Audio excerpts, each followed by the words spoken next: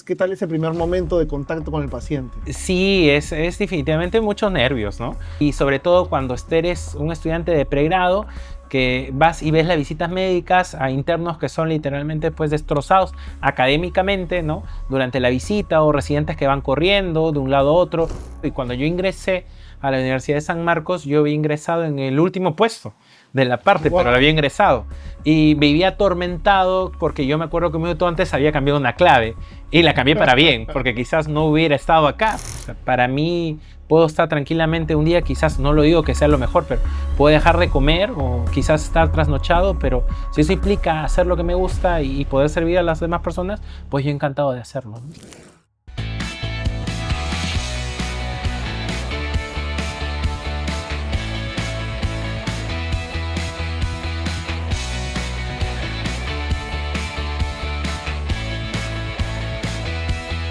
¿Cómo están todos? Buenos días, buenas tardes, buenas noches, cuando sea que nos estén viendo. Bienvenidos nuevamente a Sin Anestesia, un podcast producido y realizado por Usamedic, donde puedes conocer un poquito más a tu docente, a ese que te está ayudando a banquear, a tu máximo rendimiento, a ese que te está ayudando a estudiar para el ENAM, a tus ciencias básicas, a tu ENCAPS, a tu residentado médico. En este podcast lo vas a conocer un poquito más. Tal vez no solamente como pediatra, como nefrólogo, como cirujano, sino un poquito más a la persona que está detrás. Y el día de hoy, en este tercer capítulo, nos acompaña el doctor César Jara, pediatra, que está con nosotros ya desde el 2022. Doctor, mucho gusto, muchas gracias por estar aquí. Doctor, vamos a comenzar un poquito la conversación del día de hoy y me gustaría que se presente de repente con los alumnos que no han tenido todavía la oportunidad de tener clase con usted. Sí, bueno, más que gracias definitivamente por esta oportunidad. Mi nombre es César Jesús Jara Vargas. Yo soy médico pediatra, subespecialista en endocrinología pediátrica. Actualmente tengo 32 años, docente apasionado desde que era muy pequeño. Y bueno, una persona que siempre le ha gustado el conocimiento, ¿no? Y siempre ha aspirado a siempre avanzar más allá. Nunca pretender que lo sabemos todo, sino siempre tratar de entender que hay un poco más que conocer. Creo que ahí está el arte de la vida, ¿no? Es justamente el anhelar, el seguir investigando y sobre todo con humildad seguir construyendo el camino. Claro, claro que sí, doctor. Siempre el conocimiento está para compartirse. Y es importante que los alumnos también tengan eso desde ya metido en el ADN del médico, ¿no? El médico de ahora tiene mucha información a su disposición y el paciente también. Y a veces la información que tiene el paciente de repente no la interpreta de la manera correcta, los papás, Ujú. las mamás de los pequeños, y eso puede ser perjudicial a veces para el paciente, ¿no? Doc, vamos a comenzar hablando un poquito de usted. Ujú. Vamos a remontarnos unos años atrás. Yo me imagino que usted es 93 más o menos, Claro, 92. 93, sí, Claro, nació en claro. 93. Vamos a hablar de un poco del doctor César cuando estaba terminando la universidad. Siempre quiso estudiar medicina, quiso ver, ¿hubo alguna otra opción por ahí? Bueno, yo desde pequeño siempre me gustaba el tema de vocación de servicio. Habrá unas dos etapas en mi vida que recuerdo bien, dos profesiones marcadas. Una de ellas es, me gustaba mucho la iglesia. En algún momento pensé inclusive la vida religiosa. Cuando era muy pequeño yo acompañaba a las procesiones de cualquier santo que aparecía. Me parecía, no sé por qué me llamaba la atención. Luego de eso me gustó mucho lo que es el tema del el ejercicio militar. Me parece la disciplina, el orden, el respeto, me parece importantísimo. Pero ya con el pasar del tiempo, me orienté en la medicina como la posibilidad de poder realizar una vocación de servicio que era más útil en nuestros tiempos, donde quizás las guerras ya no eran como antes, sino enfrentamos otros contextos como es la batalla por la vida en todo momento. Entonces, eso fue algo que me motivó bastante. Siempre he sido apasionado también de la historia, he sido apasionado del derecho, apasionado de la geopolítica de forma internacional. Me gusta hacer el seguimiento de todos los procesos y la conducta humana. Pero sin lugar a duda, medicina fue quizás ese conjunto entre la vocación del servicio, de la entrega, de que puedo encontrar un sacerdote o un militar y el entendimiento de la conducta humana en un solo lugar, ¿no? Y medicina resumió eso en mí. Aposté por esta carrera, este camino, y realmente ahora no me veo haciendo otra cosa que no sea medicina, ¿no? Como carrera principal. Qué divertido lo que dice porque, bueno, hemos tenido otros invitados acá, alguno quería ser, quiso ser músico, otro quiso ser piloto. Usted ahora también me dice que de repente le gustaba mucho el derecho por ahí o de repente la vida militar. Si Ujú. estuviéramos en un multiverso, ¿cómo lo veríamos? ¿En qué profesión? ¿Cuál sería la segunda después de medicina? Yo creo que como militar. Yo siempre he sido muy apasionado del tema de las guerras, sobre las defensas de las causas románticas, no sé si hacerlo así. Soy muy leal a lo que yo creo, a lo que yo considero que es correcto. No me gusta imponer definitivamente mis ideas, pero yo sí me gusta defender lo que hago con pasión y darle todo por el todo, ¿no? Y trapolándole a la docencia también, ¿no? O sea, para mí puedo estar tranquilamente un día, quizás no lo digo que sea lo mejor, pero puedo dejar de comer o quizás estar trasnochado, pero si eso implica hacer lo que me gusta y poder servir a las demás personas, pues yo encantado de hacerlo, ¿no? Claro, claro, qué chévere, qué bonito mensaje también porque dentro de la carrera hay muchos momentos donde tenemos, algunos le llaman un poco de sacrificio, que depende cómo lo veas, ¿no? Puede haber sacrificio, puede haber dejar de hacer algunas otras cosas por tener que estudiar, por querer saber más, por los exámenes que se vienen, por tus pacientes, el internado y demás. Pero finalmente, si uno tiene la mentalidad puesta en una buena causa, creo que todo lleva a buen puerto, ¿no? Y como dice mi mamá, sarna con gusto no pica. Así es. Entonces, mientras hagas lo que te gusta, creo que va de la mano. Entonces, eligió medicina. Ujú. Usted es de Lima. Sí, yo soy de Lima, sí, ¿Estudió en qué universidad? en la Universidad Nacional Mayor de San En la Marcos. San Marcos. Sí, Va. sí, sí. Estudió en la San Marcos y dentro de este choque del colegio versus la Ujú. universidad, porque bueno, yo también estoy en una universidad, veo a mis alumnos, por ejemplo, de primeros ciclos que llevan fisio y les cuesta mucho este choque de en el colegio, digamos que el nivel era acá, llego a la universidad y ya no veo la célula, sino veo la célula y mucho más cosas internas. ¿Cómo le fue en las ciencias básicas? ¿Cómo fue ese choque? Claro, era muy importante. Yo, bueno, siempre he sido competitivo. Siempre he sido competitivo. En el colegio siempre traté de destacar. Tuve una, digamos, participación académica bastante buena. Saqué un premio de excelencia y eso me permitió postular a San Marcos con esta modalidad de primeros puestos y me permitió ingresar relativamente bastante joven, con pocos intentos. Recuerdo que es el tercero. Y cuando ingresé a San Marcos, pues la realidad es otra, porque Claro, encuentras a personas que llevan muchos años que por diferentes razones, como siempre lo digo, un examen no determina qué tanto habilidoso eres, solamente es como una cuestión una de foto. estrategias, una foto de un momento donde hubieron muchos contextos, caracteres, una mezcla de situaciones que resumió, ¿no? Una clave que marqué, que cambié, que borré, cambia la historia. Yo aún recuerdo eso y cuando yo ingresé a la Universidad de San Marcos, yo había ingresado en el último puesto de la parte, pero lo había Wow. ingresado. Y vivía atormentado porque yo me acuerdo que un minuto antes había cambiado una clave y la cambié para bien, porque quizás no hubiera estado acá, porque una Claro. cosa mueve la otra, ¿no? Entonces, cuando yo ingresé a San Marcos, pues como toda persona piensa que esto es una extensión del colegio, sin darse cuenta que la vida ya aquí te quita quizás esa rigurosidad de tener un adulto a decirte qué cosas debes hacer y acá entra tu propia determinación. Sí. Y cuando entré a clase, yo me acuerdo todavía que fue el 21 de marzo del año 2011, un lunes, la clase de introducción de la cátedra, que era química integral, la autora Ana Delgado, que actual es directora de Escuela de Medicina de San Marcos, dio la clase y yo estaba con mi cuaderno, con mis lapiceros, tratando de apuntar, tratando de emular lo que es en el colegio. Y lógicamente eso no se O puede, sea, porque es otra forma de enseñanza, otra forma de aprendizaje, y eso representa un choque para todos, especialmente cuando es una persona que está acostumbrada quizás a destacar en un grupo y ahora darte cuenta que tus compañeros son tan destacables como tú, ¿no? Entonces, eso representa, digamos, un sentido, una vehemencia. Me acuerdo que me compré muchos libros para tratar de entender la situación, pero yo tenía, digamos, el deseo de encontrar una practicidad en lo que estaba leyendo, porque si no resultaba, pues, todo menos medicina, lo que me imaginé. Creo que todos cuando entramos a clases imaginamos el primer día ya que nos hablen de la fiebre, cómo se cura la o tos, cómo se sea, maneja la gripe, y te encuentras la historia del universo, la historia del carbono, ¿no? Entonces te quedas así, ¿no? Esa es la carrera que yo escogí.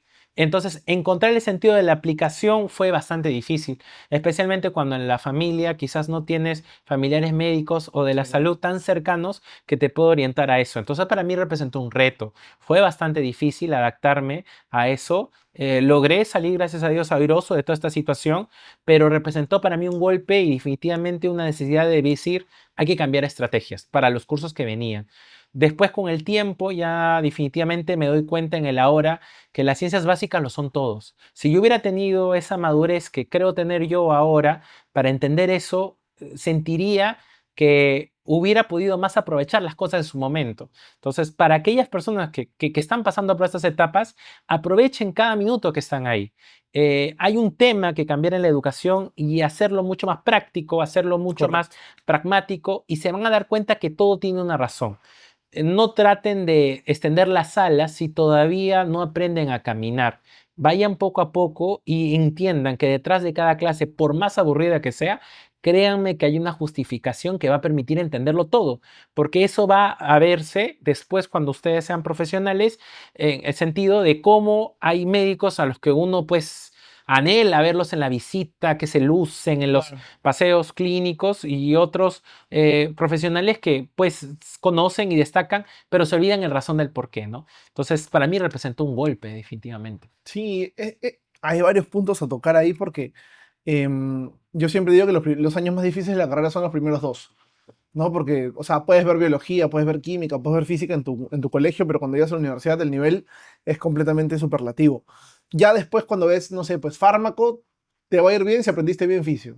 Fisiopato te va a ir bien si aprendiste bien fisio, si aprendiste bien anato. Al final todo se hila, todo se concatena porque el cuerpo humano es uno y si lo entiendes cómo funciona de manera sana, cuando llegue la parte patológica va a ser un poco más sencillo comprender la fisiopatología, ¿no?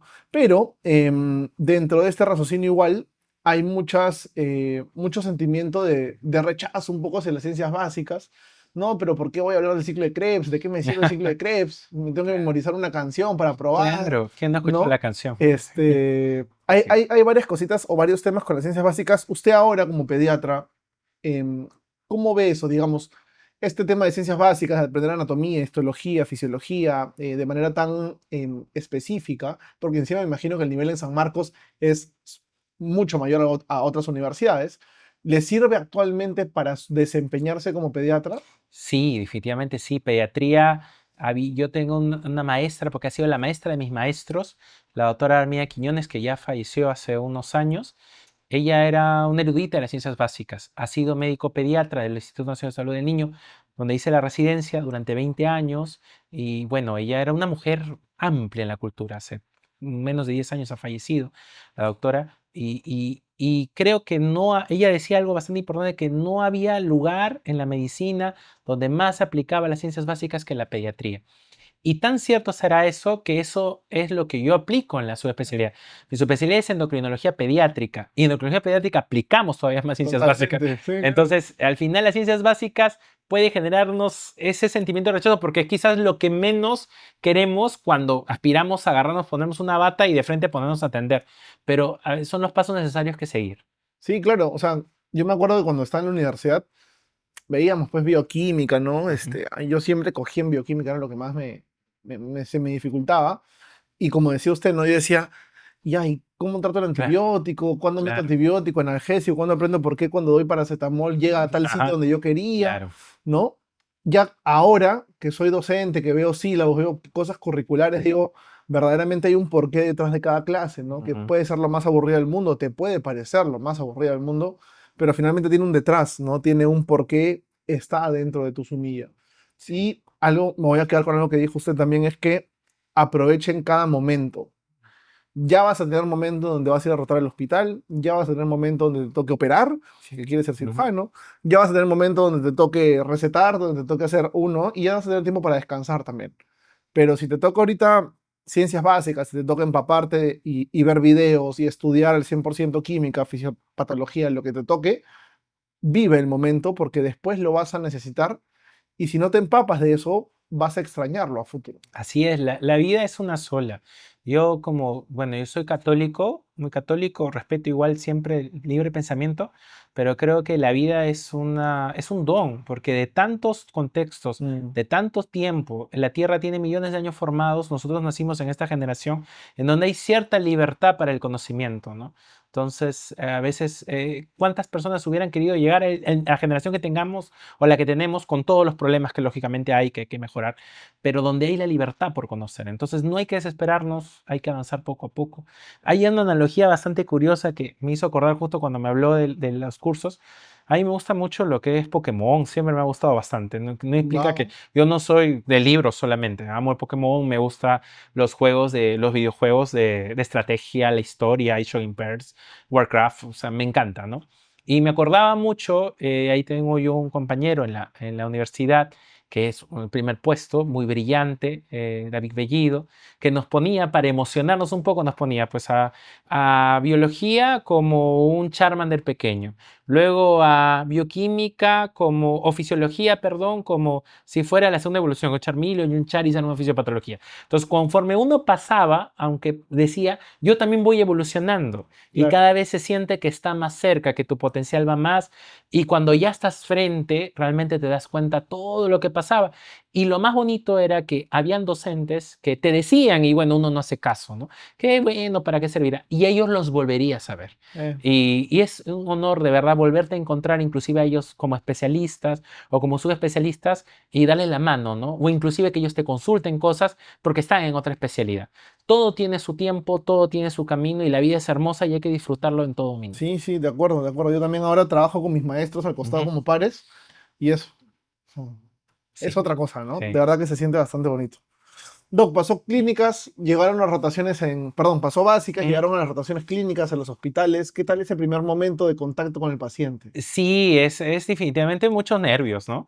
Porque primero, tienes miedo, creo que como todos, que al paciente le pase algo y tú no sepas qué hacer, Claro. ¿no? Y sobre todo cuando eres un estudiante de pregrado, que vas y ves las visitas médicas a internos que son literalmente pues destrozados académicamente, ¿no? Durante la visita o residentes que van corriendo de un lado a otro y a un doctor que puede ser muy amable pero que es muy incisivo con las preguntas y te das cuenta de dónde te estás metiendo y dices, algún día podré llegar a ese nivel, ¿no?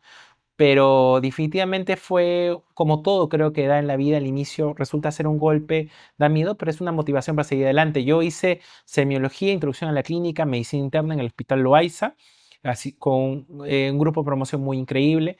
Fueron quizás los mejores años en la universidad que pasé y con una casuística increíble que me permitió sobre todo conocer más allá y sobre todo hablar. Y lo más increíble de esto era que los pacientes no sabían o quizás no querían saber que yo era un estudiante, sino que te contaban todas las cosas de todo cómo ocurría, de su problema emocional a lo que ellos creían que era la causa, su enfermedad, como ocurrió con un paciente que nunca voy a olvidar, era una mucormicosis por diabetes tipo 2, que él hablaba que era un tema emocional, como la diabetes, pero apelando a que quizás con decirte su historia tú lo vas a ayudar. Y quizás al final no hicimos nada, definitivamente, porque solo hicimos una tarea de historia clínica. Pero ese paciente se sintió tan agradecido de haber sido escuchado, ¿no? Y con decirle solamente, señor, tiene que colaborar, el paciente sentía que le estabas dando la clave o le estabas dando la nota o le estabas dando la solución al problema que va a pasar. Aunque sabemos luego los pronósticos que pueden haber, quizás ese momento que tú sientes en que puedes ayudar a la vida de otra persona, más allá del conocimiento, solamente siendo persona, te das cuenta que estás en una carrera que definitivamente te hace sentir, pues eso, ¿no? El disfrutar la vida y ayudar a esas personas. Yo no sé cuántas de esas personas que he visto volveré a ver otra vez, quizás no muchas o quizás ya no será, pero estoy seguro que por lo menos dentro de lo que yo casi nada sabía para esa época, pues alivié algo. Y Algo, eso sí. es una emoción, ¿no? Es una emoción única y una recompensa para decir, ¿sabes qué? La próxima vez sí voy a hacer algo de verdad. Y aunque parece poco, es bastante, creo yo. Sí, yo todavía me acuerdo del primer paciente que atendí, porque igual fue a Ajá. hacer historia Ya. clínica. Yo hice mi semiología en el hospital FAP Ya. y me acuerdo que habían muchos pacientes mayores de 60 en parte neumológica, pues, ¿no? Y lo que usted dice es cierto, es conversar bastante con ellos, es de repente lo que nos enseñan muchas veces y nos dicen los profesores, ¿no?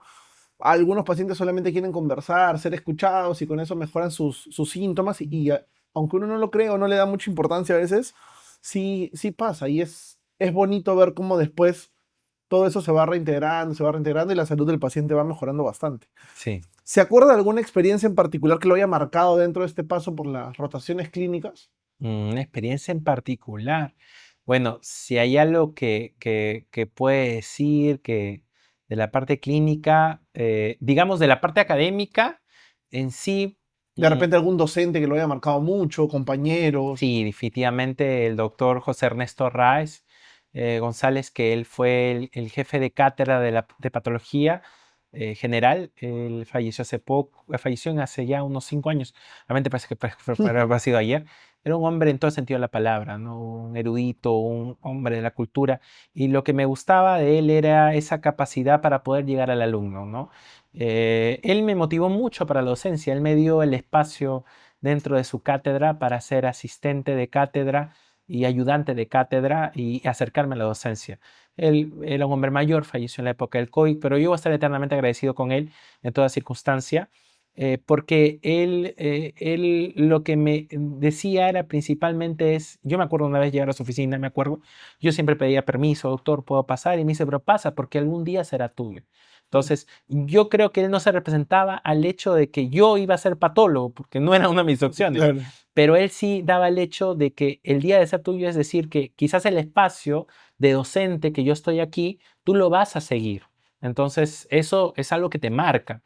Y desde el punto de vista quizás académico, lo que marcó bastante fue el hecho de una historia clínica que hice de un paciente que sufrió una quemadura eléctrica cuyo punto de ingreso fue la boca, no, punto de ingreso fue la mano, punto de salida fue la boca. Wow. Entonces, literalmente estaba destrozado. El señor se quería morir, pero lo único que le ayudaba a seguir con vida fue la noticia que había recibido una semana antes, porque él no podía hablar, tenía que escribir todo literalmente en un papel, era que iba a ser padre. Entonces, Wow. y uno encuentra la fortaleza y como todo joven también tenemos problemas personales, ¿no? Fuera de la parte académica. Y tú te das cuenta de pues, que un hombre sale adelante. En una situación así, te das cuenta, a veces hasta uno se siente un poco miserable, egoísta, Claro. por pensar que sus problemas pues, son el fin. Y te das cuenta y te vas a la realidad y te sientas y sigues adelante. Yo creo que esos son dos momentos que me marcó el doctor José Ernesto Ráez, al que le voy a estar eternamente agradecido toda mi vida y literalmente pues a este paciente, ¿no? Que siempre cuando hay algo, siempre pienso en que se puede hacer mejor. Es bonito, los que nos dedicamos a docencia generalmente siempre tenemos a alguien que nos ha marcado, no necesariamente, de repente sí, de repente no, no, pero no necesariamente la persona más académica del mundo o el que más sepa, pero el que te dio ese bichito, esa introducción a la docencia, ¿no? Yo, por ejemplo, jamás en mi vida pensé que iba a hacer docencia hasta que llegó el COVID y empecé a dictar clases por, Claro. por, por Zoom, por Teams, etcétera, y descubrí algo muy bonito, pero fue gracias a alguien que me inculcó eso, ¿no? Y es bonito eso también retribuírselo a los alumnos ahora, ¿no? Ese espíritu por no solamente si quieres venir a enseñar, sino por interesarse por la materia. Y ahí es donde viene mi siguiente pregunta. Usted termina la universidad y ¿cómo así eligió pediatría? ¿Siempre fue su primera opción? ¿Había algo más por ahí? Yo he sido alumno de la doctora Pilar Massetti, ella no creo que se acuerde, pero yo sí me acuerdo claramente, soy su alumno de prácticas en el Instituto de Neurológicas en Mogrovejo, que tenemos Claro. convenio Loaiza con ellos. Yo he sido su alumno de semiología, ha sido su alumno de medicina interna. Medicina interna ya no pudo dictarnos prácticas porque creo que asumió un cargo de dirección, una docente extraordinaria. Y bueno, ¿quién no puede enamorarse de neurología si tienes una maestra Claro. como la doctora Massetti, ¿no? Entonces yo salí mucho con ello y me gustaba mucho la clínica, siempre. Yo en la parte quirúrgica nunca me ha gustado, respeto para mí que son artistas dentro de lo que se hace porque hay que tener una habilidad innata para Claro. operar, pero yo no soy de ese grupo definitivamente. Entonces la clínica y la semiología y neurología era algo único. Sin embargo, con el pasar del tiempo en la neurología como tal, hay muchas enfermedades que todavía como que en la parte del tratamiento se están manejando. Hay muchas complicaciones y secuelas que quedan. Entonces yo me preguntaba al final qué había detrás de cada SB, qué podía haber detrás de cada cuadro cefalea maltratada, ¿no? En general, ¿no? O condición, ¿cuándo comenzó esta circunstancia? Entonces, cada vez regresaba a edades más tempranas. Eh, y creo que definitivamente, pues, mi carácter, cuando yo ingresé y llevé a pediatría, encontré eso que quizás no encontré en neurología, la capacidad quizás plenamente de devolverle a un niño o devolverle a alguien un estilo de vida normal, un proyecto de vida completo y sobre todo la idea de que salvando a ese niño, yo no lo sé, pero quizás pueda estar salvando a la persona que me va a salvar más adelante, no porque sea médico, no porque sea policía, militar, puede ser el próximo presidente, puede ser una persona que cambie, que cree una nueva vacuna, cure el cáncer, no lo sé, quizás no lo sea, pero prefiero soñar que sea Claro. eso. Entonces, y además una persona que es generalmente inocente de lo que le pasa y sobre todo de que hay algo muy interesante que los niños no saben la magnitud de la enfermedad que pueden tener, desde una bronquiolitis hasta una leucemia, y la capacidad de cómo enfrentan la enfermedad es única, ¿no? Los padres están aterrorizados, atemorizados, con tristeza, pero el niño tiene esa capacidad de responder y eso es un ánimo. Cuando yo hice la residencia más adelante, pues podíamos estar frente a una situación triste, pero no había motivo nunca para dejar de celebrar y seguir luchando, ¿no? Una situación diferente quizás cuando vemos pacientes adultos, porque entramos en un proceso, ¿no?, de aceptación de cómo son las cosas. Y definitivamente me enamoré de la pediatría, gracias también al excelente plan docente, que es uno de los cursos más organizados que tenemos en la Universidad de San Marcos, y dije que este era mi camino, porque me sentía feliz, ¿no? Eh, Aún así, como repito, yo creo que la pediatría resume todo dentro de lo más bonito que encontré en la medicina, ¿no? Por lo Y, menos en mí. y es cierto que es como una mini medicina interna. Entre comillas, sí, entre comillas, no. Es una medicina interna en mucho lado porque definitivamente es como que todas las especialidades en uno solo. Ahora, recientemente hay el boom de estas subespecialidades que pasa casi con medicina general, con Claro. médico internista y las especialidades de adultos, pero el niño es un concepto diferente. Fisiológicamente, bioquímicamente es totalmente distinto, ¿no? Para empezar, que el niño es, como siempre lo digo, si bien es cierto, el ser humano es dinámico, pero el niño más que nadie es un ser en movimiento.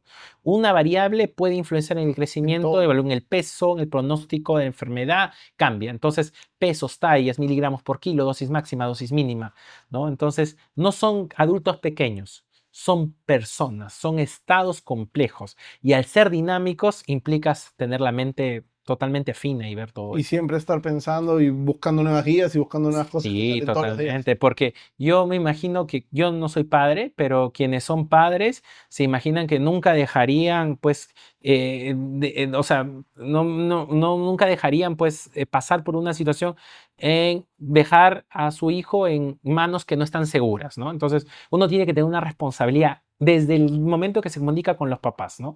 Decirles y darles la tranquilidad. Y la única forma de darle tranquilidad no solamente es con ánimos, también tiene que ser con conocimiento Claro. para decirle a la señora, el señor sabe que esto va a mejorar, esto hay que verlo, plantearle estrategias y Estar seguro de posibilidades. lo que uno sabe, porque si no, Así o es, sea, si uno así no sabe, es. al final se ve en la cara y se ve cuando el padre te mira, ¿no? Pero la situación cuando se resuelve es increíble porque el niño se va corriendo, saltando, te abraza y los papás se van felices, ¿no? Y es una Y usted situación. tiene una sub también. Sí, tengo la oportunidad de haber hecho una subespecialidad en endocrinología pediátrica en el Instituto Nacional de Salud del Niño. Y es de la ciencia, yo creo que de la pediatría también implica muchas ciencias básicas porque tengo que hablar mucho de la bioquímica, la fisiología, el Claro. crecimiento, todo. Y es increíble, Y ¿no? en esa sub, bueno, los pediatras de hecho Ujú. tienen pacientes recurrentes, Sí, claro. ¿no? Pediatría en control del niño sano, generalmente, ¿no? Ujú. Me imagino que en la subespecialidad de endocrino también tienen pacientes recurrentes para controles y ver que el paciente va mejorando control tras control también le da a uno un ánimo de que está haciendo bien su chamba. Sí, totalmente, ¿no? Y se alegran, definitivamente, ¿no? Ahorita hay mucho problema con el tema de pubertad, crecimiento, obesidad, síndrome metabólico. Y a veces uno va viendo que son cuadros, gracias a Dios, que son tratables, por decirlo así, Claro. ¿no? A diferencia de cáncer, leucemia, enfermedades renales crónicas. Pero cuando lo van logrando es increíble, ¿no? Y uno se siente muy bien, se siente bastante bien. Sí, totalmente. Doctor, entonces, pediatra, subespecialista en endocrinología pediátrica y docencia siempre, desde que salió de la universidad, Desde la casa. desde la Porque casa. yo tenía 4 o 5 años, me acuerdo, a mí me gusta mucho la docencia. Mi mamá es psicóloga y también es educadora por San Marcos. Mi padre es ingeniero civil de la Villarreal, pero él también trabajó como docente mucho tiempo. Entonces yo siempre los visto a ellos viniendo con sus exámenes. Entonces yo siempre, desde que tenía 4 o 5 años, los veía cómo calificaban sus exámenes sus alumnos, ¿no? Claro. Y veía pues esto, uno, lo otro, ¿no? Y quién no, pues agarra y comienza a jugar, ¿no? Yo no tengo hermanos, pero tengo primos, primas muy cercanas y jugábamos, pues, ¿no? Entonces me gustaba enseñar. Yo sabía que me gustaba enseñar bastante, ¿no? Y con el pasar del tiempo en la universidad tuve la oportunidad con el doctor José Ernesto Reis que me diera esta oportunidad, digamos, de formalizar, Claro. profesionalizar un poco la docencia. Y bueno, después Usamed, efectivamente, ¿no? Que ha hecho en mí hacer un sueño que era también hacer docencia de la medicina. Porque, y es distinto enseñar, por ejemplo, en la academia como Usamedic, que enseñar en una cátedra en una universidad. Sí. Son conceptos más rentables, el tipo de orientación hacia el alumno es otro, ¿no? Es una experiencia distinta, que si a alguien le gusta la docencia, creo que deberían intentarlo en algún momento, porque yo también dicto en la universidad, he dictado en Usamedic también, he dictado banqueo, he dictado macrodiscusiones, ahora hago simulación, que es lo que a mí me apasiona, y son estilos totalmente Sí, distintos. y sobre todo que en USA Medic uno podría decir pues que estamos hablándolo todo bien porque estamos en USA, pero es increíble, ¿no? Porque, o sea, nunca se ha sentido como un trabajo. O sea, acá se siente un ánimo bastante familiar, ¿no? Sí, Y sobre todo, pues, como comentaba desde un inicio, ¿no? Estar dictando pediatría, ¿no? Con un antecesor que estuvo antes de mí, ¿no? Que es reconocido y doctando como el doctor Marcos, ¿no? La doctora Macetti, entre otros, más eminencias, por no mencionarlos, o colegas como la doctora Karina de neonatología, que ha sido mi médico claro. asistente cuando yo soy residente. Entonces es un honor, ¿no? Que es por pretender estar en algo en lo que ellos pueden dar, ¿no? Quizás no ser lo mismo, pero tener un brillo. Y eso definitivamente ayuda. Y Usamedic va en eso, ¿no? Usamedic no solamente me da la oportunidad de hacer docencia, sino me da la oportunidad de hacer lo que más me gusta. Y creo que si hay un plus que tiene USA, que no lo tiene otro lugar, es que justamente son especialistas los que están haciendo su trabajo. Antes pensábamos que con leer dos datos ya podemos agarrar y decir, si no todos nos podríamos poner a enseñar, pero cada vez los exámenes nos sacan preguntas que nunca antes han venido Claro. y eso solamente puede haber alguien que vive su especialidad. A mí me ponen un cuadro de cetoacidosis diabética, claro, lo sé, pero nunca ha venido en el examen cómo se maneja un aceto en pediatría. Eso yo lo conozco y eso sí lo puedo decir porque yo soy especialista y soy especialista. Lógicamente, de ninguna forma pues se limita o se observa o se reprende. El otro intento está bien, todo es válido, pero quizás ese plus es el que tenemos, el que nos ayuda y sobre todo la profundización en las ciencias básicas que hace que todo sea más entendible. Claro, y justamente con eso que decía, ¿qué cosa solamente te enseña la experiencia y no te lo enseña el aula? ¿Habrán cosas? Sí, el error. El error, creo yo, porque todos nos hemos equivocado y nos vamos a equivocar toda la vida. Nos equivocamos desde el punto de vista emocional de cómo manejar algún caso, desde el punto de vista académico y a veces, aunque no parezca, creo que todos como internos sabemos que si hubiéramos hecho algo diferente, quizás las cosas hubieran sido Claro. mejores. Y los errores van a estar siempre. Y yo creo que el problema no es que uno se equivoque, el problema es que uno no acepte su equivocación y peor aún no intente mejorar lo que haya valido la pena esa equivocación. Como yo digo, siempre reconozco y me gusta saber que existen personas que están a años luz de mí, pero también a la vez reconozco que cada día que pasa trato de acercarme más a esas personas desde el punto de vista integral, no tanto profesional y académico. Y el error es único, la frustración es única. La frustración, La yo frustración es siempre, vital. no sé, cuando me toca hablar con mis alumnos que son de menor grado, más que con los externos, Ujú, converso y les digo, chicos, la frustración es un privilegio, ujú, ¿no? Porque el que te frustres con algo quiere decir que te importa ujú. y que te importa ser mejor y dar lo mejor de ti y que quieres llegar a lo máximo, ¿no? Y hay gente que no siente frustración cuando se equivoca, no siente frustración cuando no da bien un examen, de repente no es lo suyo, Así es. ¿no? Entonces aprovechen esa frustración como una motivación. De repente no es la mejor motivación del mundo, pero es una motivación para poder buscar qué más, en qué fallé, Así es. buscar qué más puedo leer, qué más puedo revisar, cómo puedo mejorar, ¿no? Entonces, si hay cosas que no te enseña la universidad, cosas Ujú, prácticas, cómo manejar el error. ujú, Y también hay algo muy interesante y se lo pregunto, de repente no está en la pauta, pero me interesa, las habilidades blandas. Yo valoro mucho a los pediatras, en general a todos los pediatras, porque no interactúan solo con su paciente, sino también con el familiar muchísimo. sí. Y yo como papá le pasa algo a mi hijo y de hecho le ha tocado estar hospitalizado en algún punto y quieres preguntar de la A hasta la Z. Ujú. Y yo siendo médico peor. Claro. Entonces, manejar eso como pediatra debe ser complejo. No sé qué opiniones tiene usted al respecto de eso. Es bastante complejo, y quizás no sé si es una ventaja o una desventaja el no tener hijos aún, pero sí implica, digamos, ser la voz que con seguridad le diga al padre qué es lo que puede pasar, ¿no? Sin ánimos de mentir, ni mucho menos ocultar las Ni cosas, ni apaciguar, ni nada. apaciguarlo, sino a decir las cosas como son, pero con los términos correctos. Yo creo que cualquier padre lo que va a entender sobre todas las cosas, fuera de cualquier situación, sea una enfermedad más fuerte o sea una enfermedad más leve, es que tú te comprometas o sientas que te estás comprometiendo con tu hijo. Que pase lo que pase. O sea, hay pacientes, padres que saben cuál va a ser el final de sus hijos. Al haber hecho la residencia en un hospital de alta complejidad, hay pacientes que lamentablemente no tienen un buen pronóstico. Claro.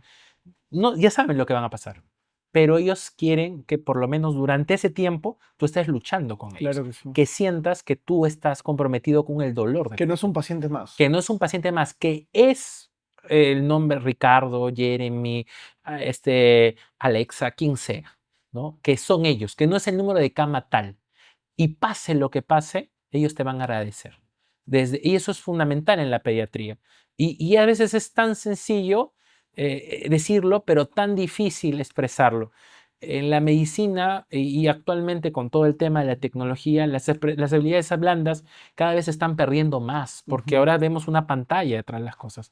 Pero esa es la naturaleza de la medicina, es algo que no va a poder ser reemplazado por nada Jamás. en el mundo y debemos acostumbrar a ser empático, ¿no? Desde un resfriado hasta la peor enfermedad que puede existir en un paciente pediátrico. Tiene que ser entendido como un reto y un compromiso absoluto. Y los papás van a estar eternamente agradecidos. Sí, y hablamos de pediatría ahorita porque es la especialidad que toca, ¿no? Ujú. Pero igual es en medicina interna, igual es en geriatría, igual es en cirugía, en absolutamente todos. El paciente no es una cámara, no es un número de cama. Ajá. El paciente no es el señor de la leucemia, no es el señor de la apendicitis. Tiene un nombre, tiene un apellido y es una persona que tiene familia, tiene hijos, tiene esposa, tiene papá, tiene mamá, tiene hermanos que van a verlo y están preocupados por él. Y es importante que nosotros interioricemos eso, que tratamos a toda una persona, pero no solamente a la persona.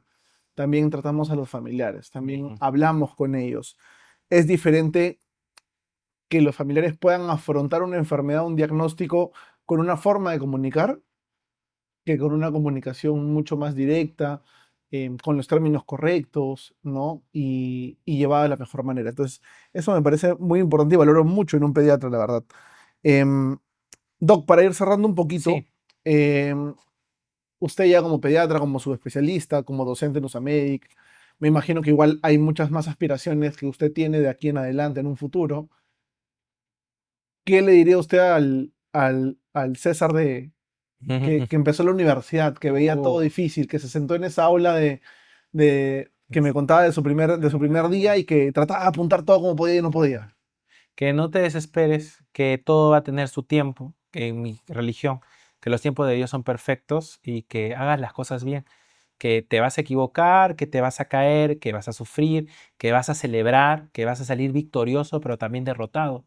Y que nunca te olvides cómo comenzaste, a dónde vas a continuar y que siempre hay un camino, ¿no? Eso es lo que yo le diría y que todo va a salir bien, todo va a salir bien. Es lo único, es lo que yo diría, ¿no? Claro que sí, siempre hay que persistir con todas las cosas que van pasando. Doc, para cerrar a sus alumnos Mm, que lo ven cada vez que dicta ujú, clase, que ven sus mm. grabaciones, sus preguntas, ¿qué Ah, mensaje tiene para ellos? bueno, colegas, yo sé que están pasando una etapa de la formación profesional en la que entran muchas dudas.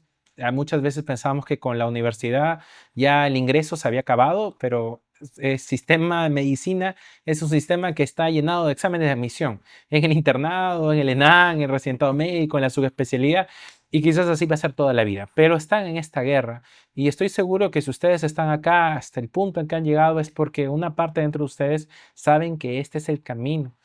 Decirles que detrás de cada error, detrás de cada caída, detrás de cada sensación de que las cosas no avanzan, existe un gran esfuerzo y que no se olviden qué personas apuestan por ustedes.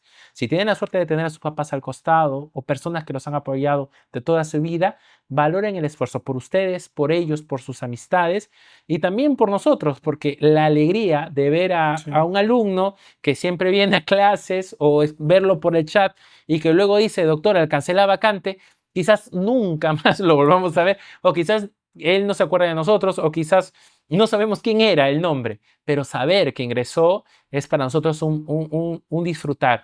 Y todo va a salir bien. Ténganlo preciso. Siempre que se actúa bien, siempre va a salir bien.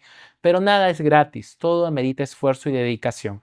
A veces algunas cosas ameritan un poco más de tiempo, pero todo va a salir bien. No pierdan la fe, mantengan la calma y otra cosa, recuerden que no todo en la vida es medicina también. Ujú. Tienen una familia, tienen habilidades que desarrollar, tienen un mundo por descubrir.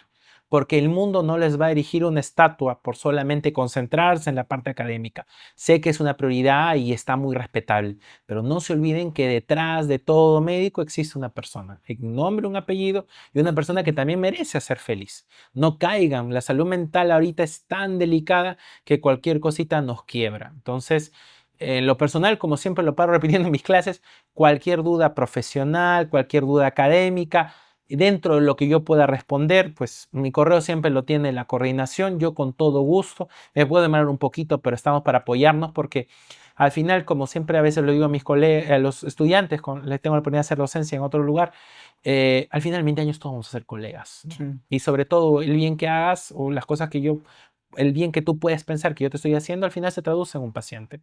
Y con eso creo que se representa otra vez al inicio de la entrevista que mencionaba que la medicina tiene esa vocación de servicio, ¿no?